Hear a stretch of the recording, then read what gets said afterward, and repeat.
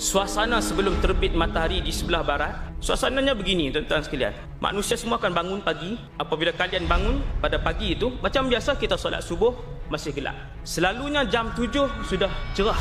Tetapi pada hari itu kita akan melihat jam 7, 8 pagi, 9 pagi, suasananya begini.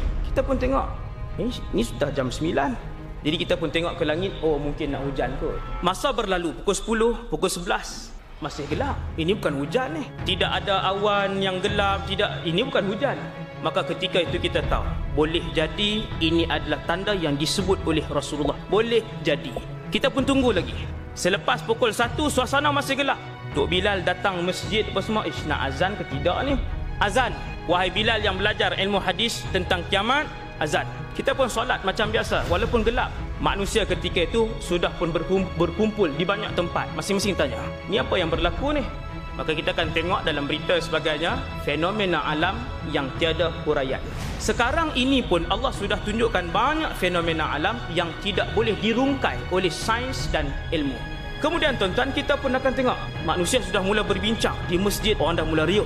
Kita tunggu esok. Keesokan harinya, malam tu semua tidur. Keesokan harinya, hari yang kedua orang lebih ramai melihat. Tetapi yang bangun lewat jugalah. Yang tak sembahyang subuh, tak sembahyang subuh, macam biasalah.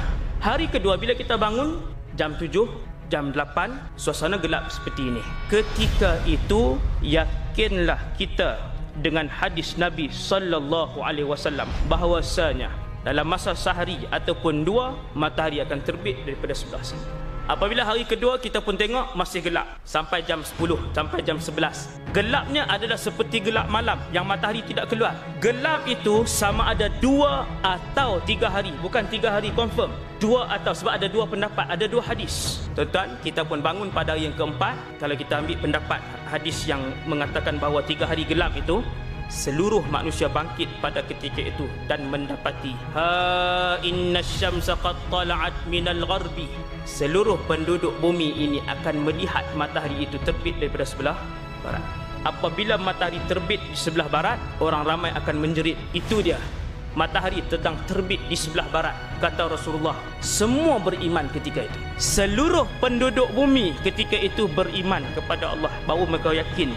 Dan ketika itu iman tidak lagi boleh diguna pakai, kerana apabila terbit matahari di sebelah barat, itu bermaksud Allah telah pun menutup pintu taubat selama-lamanya. Kesemua orang berlari ke kanan ke kiri, suasana jadi tidak terkawal. Ada yang balik ke rumah menyarungkan tudungnya baru menutup aurat. Ada yang berlari ke masjid terus mengambil wuduk dan terus solat, tetapi solat itu tidak boleh dipakai lagi. Yang bertaubat baru nak tutup aurat.